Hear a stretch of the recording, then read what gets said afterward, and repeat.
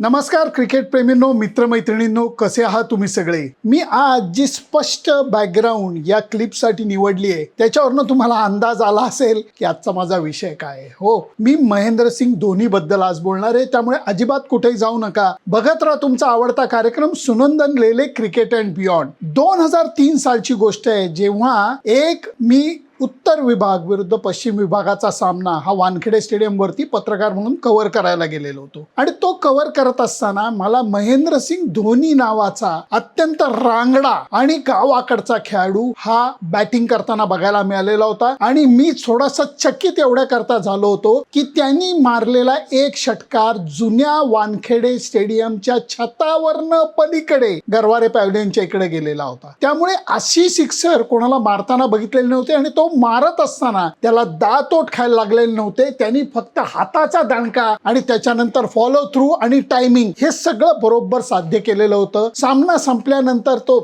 झोनचा सामना होता. त्या काळामध्ये बडेजाव नसायचा, मूर्खारकी सिक्युरिटी नसायची. मी खाली गेलो आणि महेंद्रसिंग धोनीला मी पहिल्यांदा भेटलेलो होतो आणि त्याला कौतुकाने फक्त म्हटलं, यार ऐसी सिक्सर मैंने कभी देखी नहीं है. तेव्हा तो गालातल्या गालात नुसता हसला होता. बस सर, मेहनत कर रहा हूं, कोशिश कर रहा हूं. तेव्हा मी त्याला गडबडीत जाताना फक्त एवढंच म्हटलं, अगली बार नीले कपडे में मिलेंगे. तर मला म्हटलं, सर समजा नाही. म्हटलं, समजेगा, अगली बार नीले कपडे में मिलेंगे. कट टू 2004 चा बांगलादेश विरुद्धचा दौरा आणि त्या याच्यामध्ये टेस्ट सिरीज संपल्यानंतर महेंद्रसिंग धोनी भारतीय संघात निवडला गेलेला होता. आणि मला अगदी स्पष्ट आठवतंय, चितगावचे ते ग्राउंड होतं आणि भारतीय संघाचा सराव संपल्यानंतर मी तिकडे उभा होतो आणि मागणं धोनी आला आणि त्यांनी मला पाठीवरती टाप केलं, सर कैसे हो आप. म्हटलं, बहुत अच्छा हो यार. आणि नंतर तो काही बोलायला तयार नव्हता, तो नुसता असं करत होता. म्हटलं, क्या सर, नीले कपडे में. आणि नंतर आम्ही हसलो आणि एकमेकांना घट्ट मिठी मारली. ही गोष्ट, हा प्रसंग मी कधीच विसरू शकत नाही. आणि त्याच्यानंतर धोनीचा संपूर्ण प्रवास हा मी एकदम जवळनं पाहिलेला आहे. 2004 साली भारतीय संघामध्ये तो आला. 2005 साली त्यांनी धुमाकूळ घातला, कारण त्यावेळेला त्यांनी केलेली एक 180+ धावांची इनिंग कुणीच विसरू शकत नाही, कारण त्यांनी फोडून काढलं होतं समोरच्या टीमला. आणि त्याला सौरव गांगुलीनी त्याला अचानक वरच्या क्रमांकावरती बॅटिंग दिली, त्यांनी त्याची संधीचं सोनं केलं होतं. त्याच्यानंतर भारतीय संघाच्या बाबतीत एक बघायला मिळालं की धोनीचा विचार सतत होत राहिला. आणि हा विचार होत असताना तो एक चाणाक्ष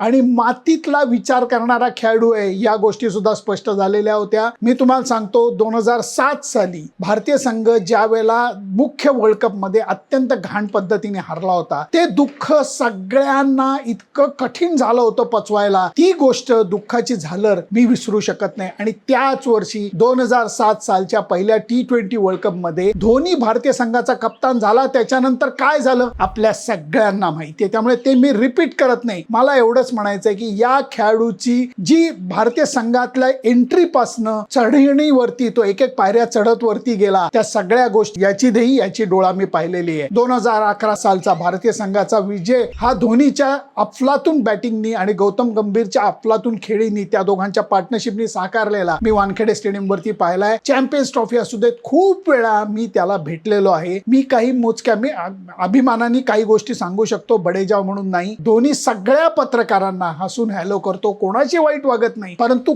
फार कमी पत्रकारांना तो ऍक्सेस देतो, म्हणजे त्याच्या रूम मध्ये जाण्यासाठीची परवानगी तो देतो. आणि त्या मोजक्या पत्रकारांपैकी, मोजके म्हणजे मी तुम्हाला परत जास्त सांगत नाही, एका हाताच्या बोटावर सुद्धा एवढी लोक नाहीयेत, एवढ्या कमी लोकांना त्यांनी तो ऍक्सेस दिला. त्याच्यापैकी मी एक आहे. मी भाग्यवान समजतो स्वतःला. त्यामुळे क्रिकेटवर, आयुष्यावर त्याच्याशी बोलायची संधी मला वारंवार लाभलेली आहे. आणि धोनीला 19 साली वर्ल्ड कप मध्ये शेवटी रनआउट होताना सुद्धा मी पाहिलंय, त्याच्या डोळ्यातले अश्रू मी बघितलेले आहेत. आणि त्याच्यानंतर कोविड आला आणि त्याला भारतीय संघाकडनं अजून एकदा T20 वर्ल्ड कप खेळायचा होता, ते काही जमलेलं नाहीये. आणि तो IPL संघाकरता, चेन्नई सुपर किंग करता त्यांनी काय केलं आपल्या सगळ्यांना पूर्ण कल्पना आहे. सातत्यपूर्ण खेळ म्हणजे काय हे चेन्नई सुपर किंगने एका अर्थाने दाखवून दिलेलं आहे. गेल्या वर्षी तो म्हणजे तो रिटायर झाला, इंटरनॅशनल क्रिकेटमधून रिटायर झाला, ते सुद्धा किती सहज त्यांनी केलं होतं. IPL ची टीम जॉईन करण्यासाठी रांचीहून तो उडाला. त्यावेळेला त्यांनी सांगितलं इंटरनॅशनल क्रिकेटला मी रामराम ठोकलाय. काही प्रेस कॉन्फरन्स नाही, कुठली शेवटची मॅच नाही, काही नाही. आणि त्यांनी सगळ्यांना धक्का दिलेला होता. त्यांनी इव्हन कॅप्टनशिप जेव्हा टेस्टची सोडली, टेस्ट मधनं त्यांनी निवृत्ती घेतली मेलबर्नला, कोणालाही त्यांनी कळून दिलेलं नव्हतं. आणि त्यांनी तो निर्णय घेतल्याच्या निशाण्या मला कळत होत्या, परंतु त्या मला ओळखता आलेल्या नव्हता. असा हा धोनी आहे. आणि तो धोनी इंडियन क्रिकेट पासून निवृत्त झाल्यावर सुद्धा IPL क्रिकेट खेळत होता, दणकून खेळत होता. चेन्नई सुपर किंग करता अफलातून खेळ करत होता. एक साल परत मला ते आठवत नाही, जेव्हा चेन्नई सुपर किंगनी शेवटचं विजेतेपद मिळवलं. तो प्रसंग मी तुम्हाला फक्त कथन करून सांगतो, कारण धोनी स्वतः बॅटिंग करत होता जेव्हा चेन्नई सुपर किंगला त्याची गरज होती आणि धोनी दुर्दैवाने आउट झाला. असं फार कमी वेळाला होतं की धोनीची गरज आहे आणि धोनी आउट होऊन आत आला आणि तो सटपटलेला होता, स्वतःवरती नाराज होता, खाल मानेनी अक्षरशः तणतणत तो परत आला. आणि कट टू जेव्हा शेवटच्या ओव्हरीत खूप धावा हव्या होत्या, रवींद्र जडेजा बॅटिंग करत होता, त्यावेळेला धोनीचे हात जोडलेले होते आणि डोळे बंद होते. तो जणू काही क्रिकेट देवाची आराधना करत होता की आजचा सामना प्लीज आमच्या टीमला जिंकू दे. क्रिकेट देवानी तथास्तु म्हणलं. अफलातून बॅटिंग ही रवींद्र जडेजानी केली. चेन्नई सुपर किंग्सने अजून एकदा विजेतेपद मिळवलं. आणि त्याच्यानंतर जेव्हा पळत पळत रवींद्र जडेजा धोनीला भेटायला आला, त्यावेळेला जसा तो त्याच्या लहानग्या जीवाला उचलून घेऊन असा उचलतो आणि हवेत फिरवतो, तसं त्यांनी रवींद्र जडेजाला फिरवलेलं होतं. इतका त्याचा आनंद गगनात मावेनासा झालेला होता. फक्त ते दृश्य जे होतं ते मनात एवढ्या करता साठलेलं होतं माझ्या, की त्यावेळेला जणू काही क्रिकेट देवानी सांगितलं होतं, मित्रा तुला जे काही पाहिजे होतं ते मी दिलं, आता माझ्याकडनं तुला देण्यासारखं काही उरलेलं नाहीये. मी हे का म्हणतोय, गेल्या वर्षी पहिला IPL सामना खेळत असताना त्याला पायाला दुखापत झाली आणि त्याच्यानंतर संपूर्ण सिरीज त्याला पायाला दुखापत झालेल्या अवस्थेत खेळायला लागलं. या वर्षी तो मला एकदा भेटला आणि त्यावेळेला मी म्हणला, माही क्या पतले हुए हो, फिट लग रहे हो. म्हणला सर मैं बाकी कुछ नहीं करता, मी सिर्फ पॅडल खेळता हूं. कारण हल्ली पिकल बॉल आणि पॅडल हा जो खेळाचा प्रकार आलाय तो भरपूर खेळतो आणि त्याच्यामुळे त्यांनी स्वतःला फिट ठेवलेलं होतं. आणि तो म्हणला बहुत दिनों में क्रिकेट खेळा नहीं, अब जब क्रिकेट खेलूंगा बहुत मजा आएगा. त्या उत्साहाने तो चेन्नई सुपर किंगच्या चमूला जाऊन सामील झालेला होता.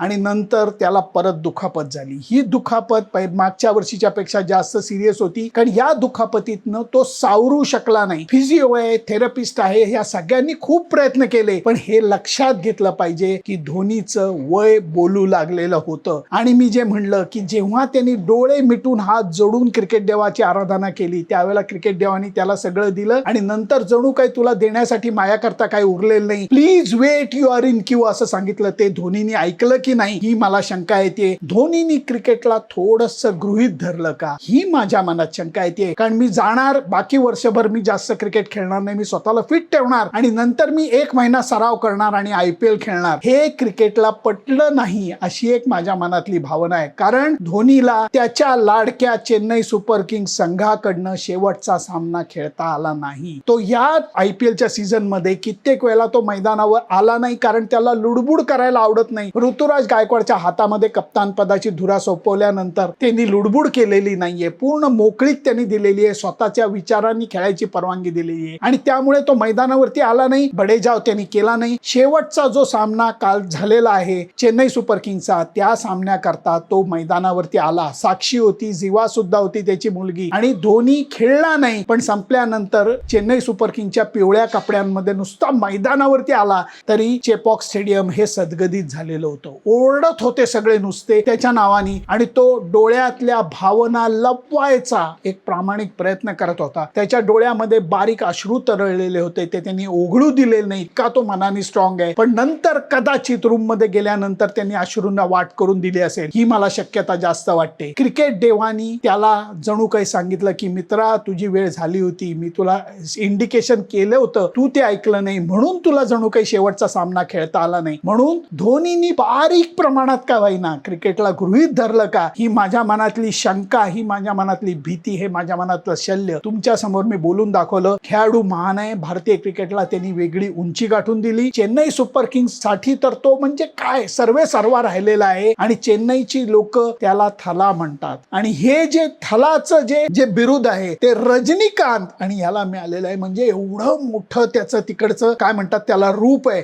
आणि तिथनं आता असं वाटतंय की धोनी परत चेन्नई सुपर किंग्स कडनं खेळायची शक्यता नाहीये. लोक म्हणतात काही होऊ शकतं, तो अत्यंत जिद्दी खेळाडू आहे, तो पुढच्या वर्षी परत येईल. जिद्द एका बाजूला, वय एका बाजूला. कारण वय असं बोलतं की दुखापत तर होते, परंतु त्याच्यातनं सावरायला जो नॉर्मल वेळ लागतो त्याच्यापेक्षा कधी कधी खूप वेळ लागतो. संजू सॅमसन संघामध्ये आता व्यवस्थित स्थिरावलेला आहे. या परिस्थितीमध्ये महेंद्रसिंग धोनी परत चेन्नई सुपर किंग कडनं खेळेल असं मला तरी वाटत नाही. म्हणून या बॅकग्राऊंड वरती ही क्लिप तुमच्या समोर सादर केली. रादर ही क्लिप किंवा माझं म्हणणं, माझं दुःख हे तुमच्या समोर बोलून दाखवलं. क्रिकेटनी त्याला बारीक प्रमाणात का होईना गृहीत धरलं, क्रिकेटला त्यांनी बारीक प्रमाणात का होईना गृहीत धरलं असं माझं शंका आहे, भीती आहे. तुम्हाला ती पटते का? तुमचे विचार काय धोनी बद्दलचे, चेन्नई सुपर किंग्स आणि त्याच्या नात्याचे मला नक्की कळवा. फक्त त्याच्याकरता माझं Facebook page, Instagram account, YouTube channel like, share आणि सबस्क्राईब करायला विसरू नका. बाय बाय.